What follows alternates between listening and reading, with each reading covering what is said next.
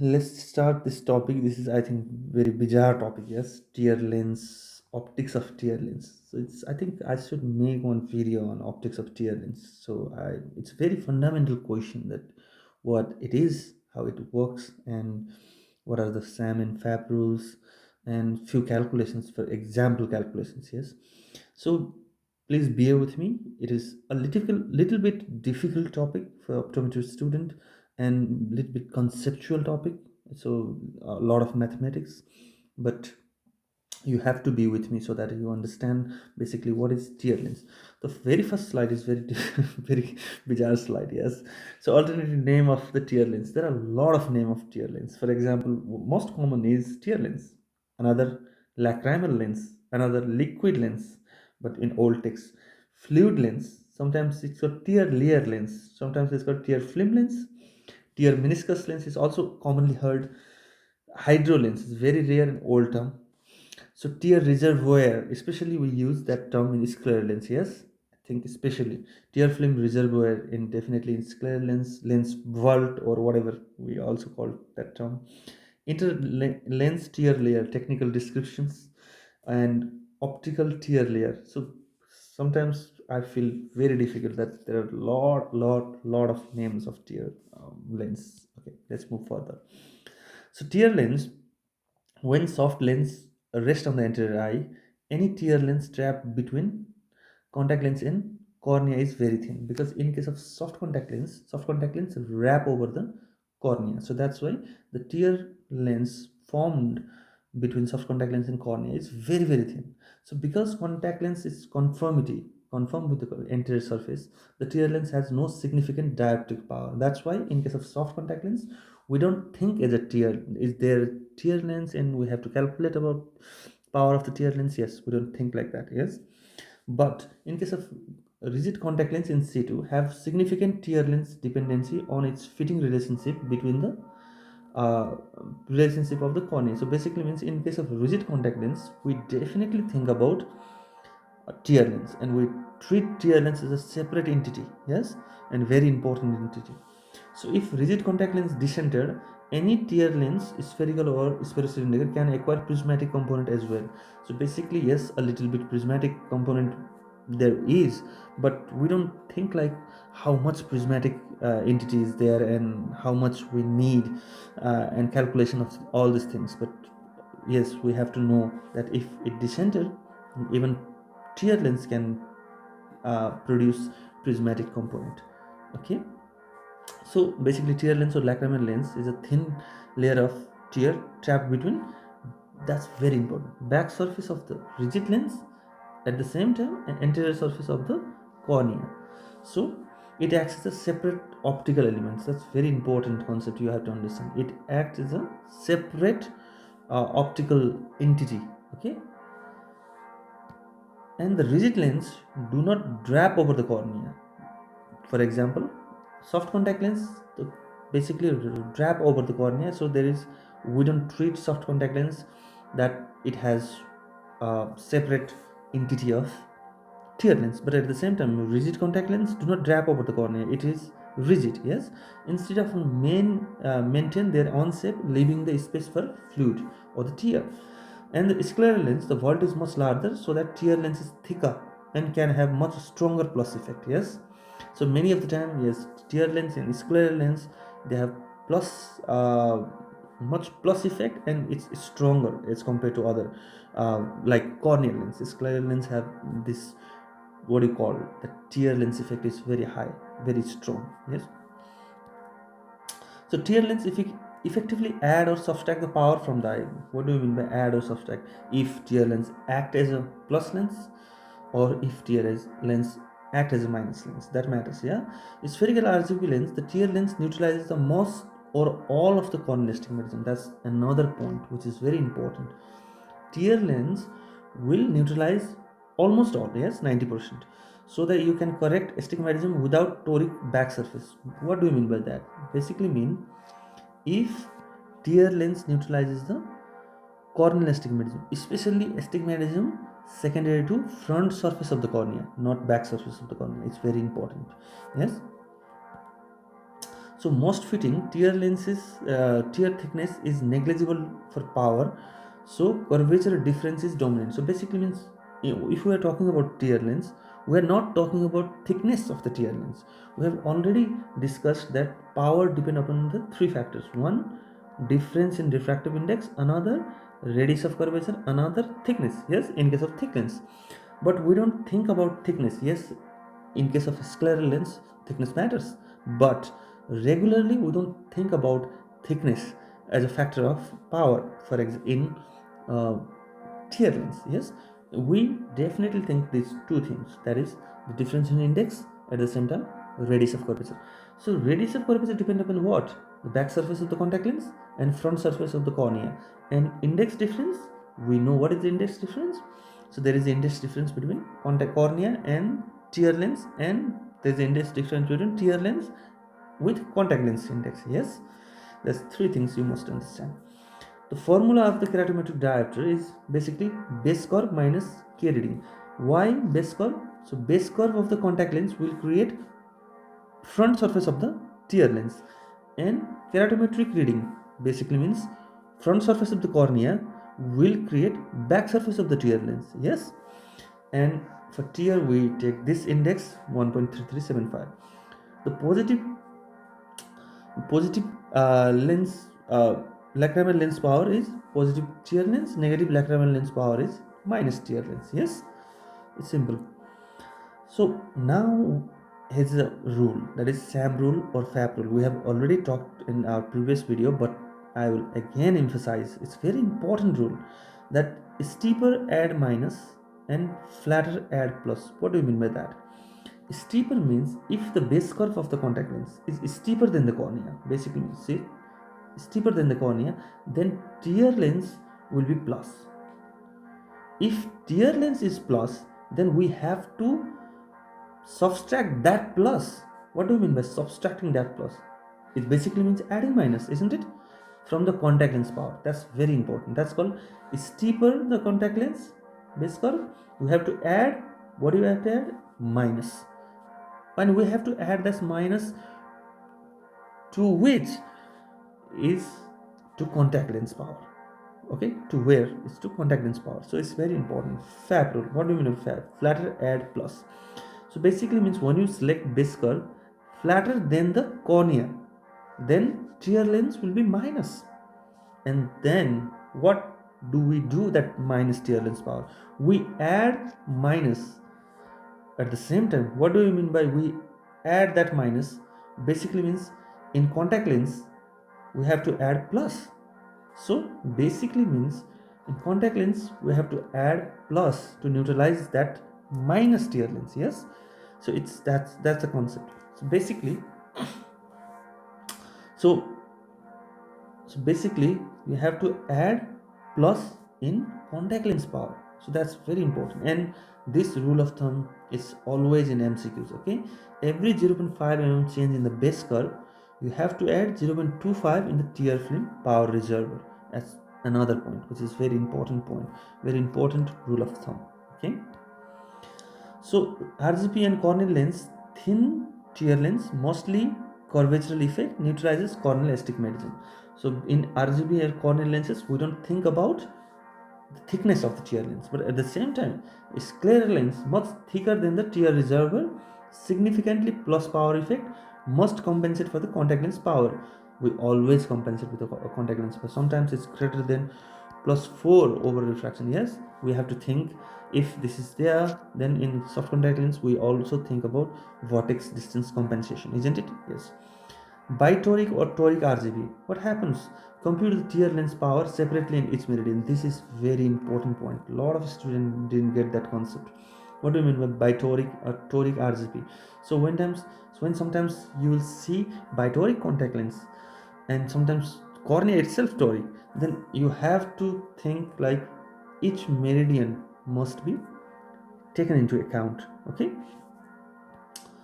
so astigmatism neutralization, how it works. About 90% of the corneal front surface astigmatism is neutralized. Just remember, 90% of front surface, not back surface. Okay, 90% of front surface of corneal astigmatism is neutralized by the tear. Why it's 90%? Because index difference of cornea and the tear. Yeah, tear we think 1.336, and the index of cornea is 1.376. Yes, the remaining 10%, if cornea, sorry, lacrimal lens will not neutralize complete 100%, the 10% remains. Yes, the remaining 10% is often, it's very important, often neutralized by the posterior corneal surface, because posterior corneal surface is exactly opposite to the anterior corneal surface. Yes, many of the time, it's not 100% true, but it's many of the time. Therefore, with a rigid non-flexing spherical lens, most residual astigmatism comes from the crystalline lens. It's very important. Whenever you put rigid spherical contact lens and there is a astigmatism, so you must understand this astigmatism in that refraction. When you put rigid contact lens, spherical contact lens, and then you do refraction, in that refraction you will see -2 cylinder. That cylinder, chances of that cylinder came from crystalline lens, not from the cornea. It's very important. That's why sometimes spherical RGP lenses are used to diagnose uh, if there is anterior astigmatism or not. Diagnostic, they work as a diagnostic lens because anterior corneal surface is neutralized by the tear lens, and what is shown to the world is actually what is manifested is actually internal astigmatism. Okay, so practical implications. When you fit a spherical rigid lens, you can predict the residual astigmatism from the difference between ocular and corneal astigmatism. So basically, ocular means total refraction, and from the difference from corneal astigmatism.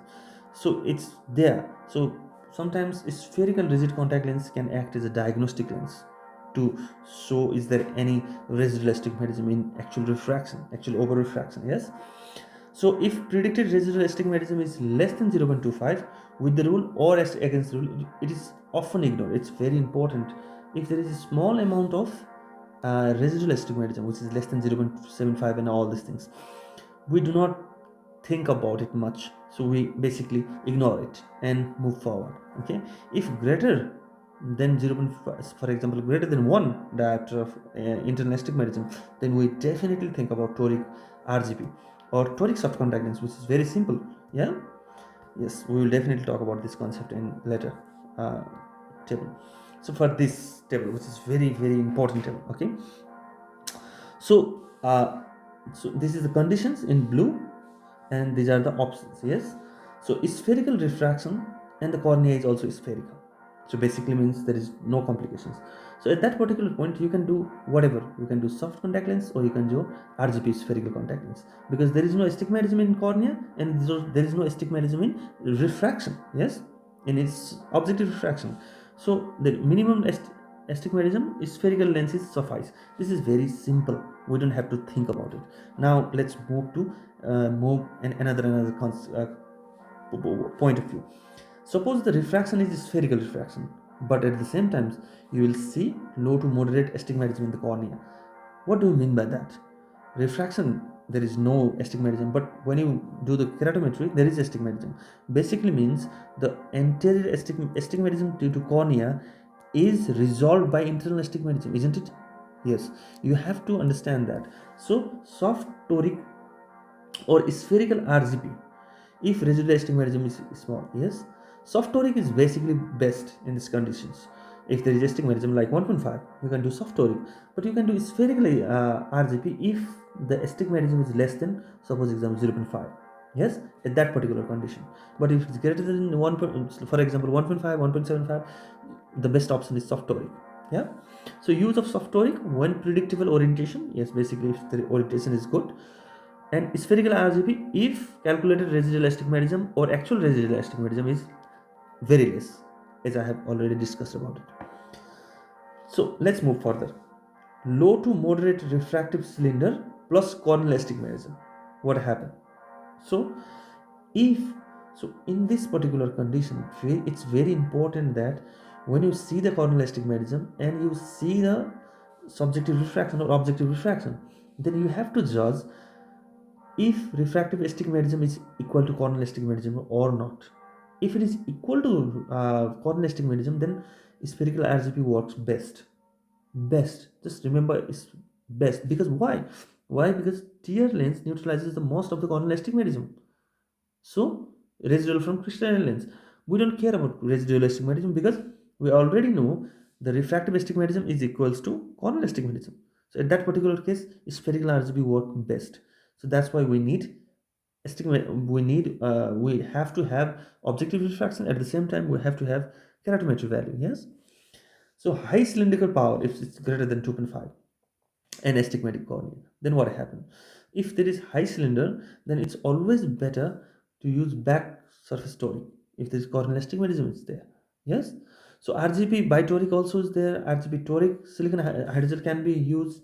It's a clinical judgment. You have to know how fitting is there, and if it is fitting is good, then you can sometimes move to up to 3 diopter cylinder with spherical RGB. Yes, but it's better. It's always better to go with the back surface toric or sometimes back toric. So greater the cylindrical demand toric correction, avoid over aligns on the tear lens. So it's always better.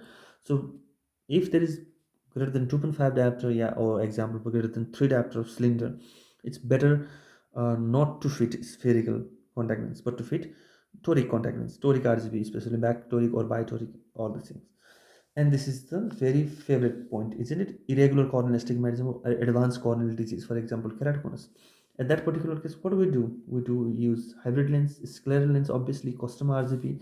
So standard lens may not mask the irregularity. At that particular point, we have to use advanced contact lens so that it will mask the irregularities of the contact corneal surface. Yes. Okay, fine.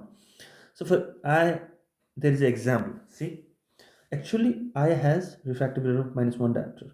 Keratometry is 44.55 diopter. Base curve is 45.50 diopter. What it will create? See, for example, anterior surface is flatter, posterior surface is more curved, isn't it? By 1 diopter. What happens if anterior surface is flat and posterior surface is more curved? Isn't it minus lens? This is posterior surface is 44.50, anterior surface is 45.50.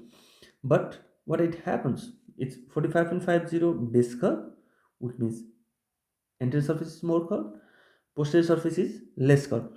Sorry for it. So actually anterior surface is more curved, posterior surface is less curved. If this is tear lens, then definitely it will create 1 diopter plus. Now this is very important. Tear lens is 1 diopter plus, and patient's eye is plus 1 diopter, -1 diopter refractive error. What do you mean by SAM rule? Isn't it? Steeper, add, minus. What do you mean? Steeper means base curve is steeper. Yes.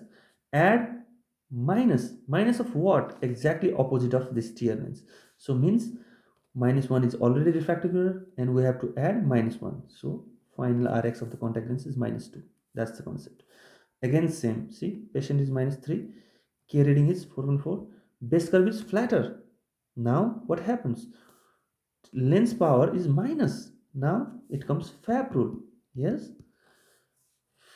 Flatter, add, plus. Plus of what? Tear lens power in exact opposite sign.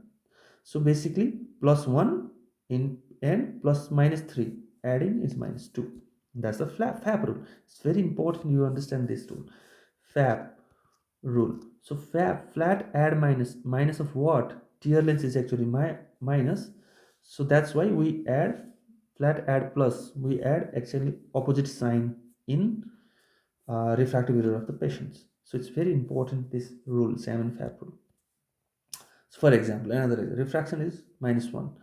Keratometry is 14.55. Base curve basically steeper. Steeper add SAM. Yeah, minus. The difference between two is 1 diopter. Definitely it will be plus because lens power is base curve minus keratometry.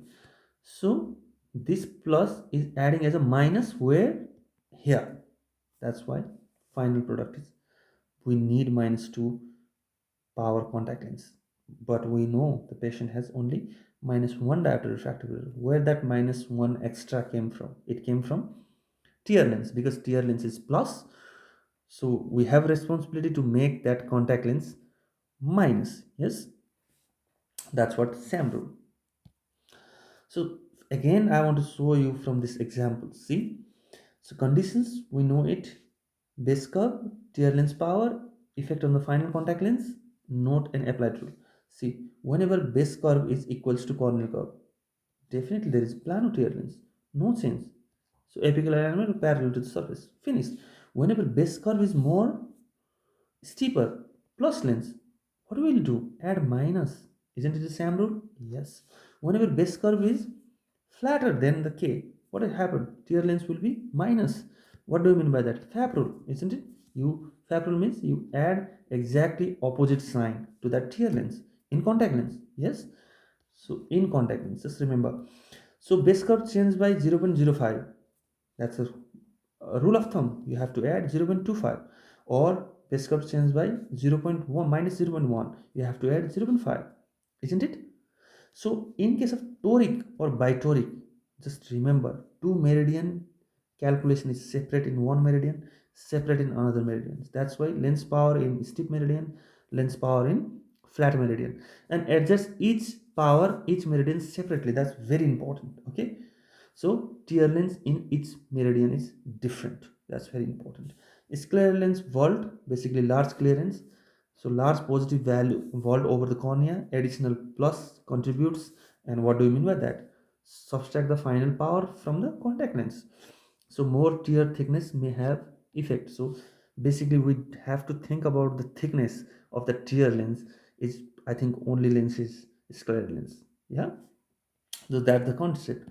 So this is the last slide, I think, and I'll just wrap up from here. Okay, what happens when there is an alignment? Base curve is equals to K.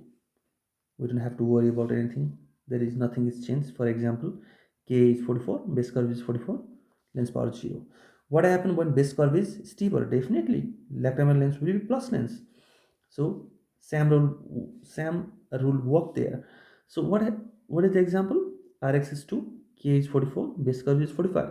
So difference is 1 diopter. Then we have to add exactly minus to that minus 2, which is minus 3. Base curve is greater than K. What happens then? Definitely Sam rule. Yes. Base curve is flatter. What happens? Fap rule. Yes, minus 3 is there. K 44, base curve is 43. At the same time, minus 1. We have to exactly do opposite plus that minus 1. And that adding there, minus 3 plus 1, minus 2, final. So these are the things. Okay. In scleral lens, it's also that. So basically, what base curve fit is steeper in, yes, in scleral lens always is steeper. Yes, plus 2 diopter plus, and same rule, and again the same. What happened in basically bitoric? So each base curve versus each case separately. So lens power in each meridian differs. So SAM and FAP rule applied separately in the meridian. Adjust the contact lens power individually per meridian. It's very important, per meridian. So for example, cornea keratometry is by 42, 44. Base curve 41.5, 44.50. Lens power separately in flat meridian 0.5 and steep meridian is differently. And adjust is definitely SAM rule and FAP rule is according to meridian. Okay, that's the concept. So in bitoric lenses, just remember it's very important that concept. Okay, so I think I have made the point. Just remember SAM and FAP rule, how it works, and calculate differently in meridional concept, basically in bitoric. Just remember how tear lens works. Okay, so these are my references. I think I have to stop here. Bistan choose.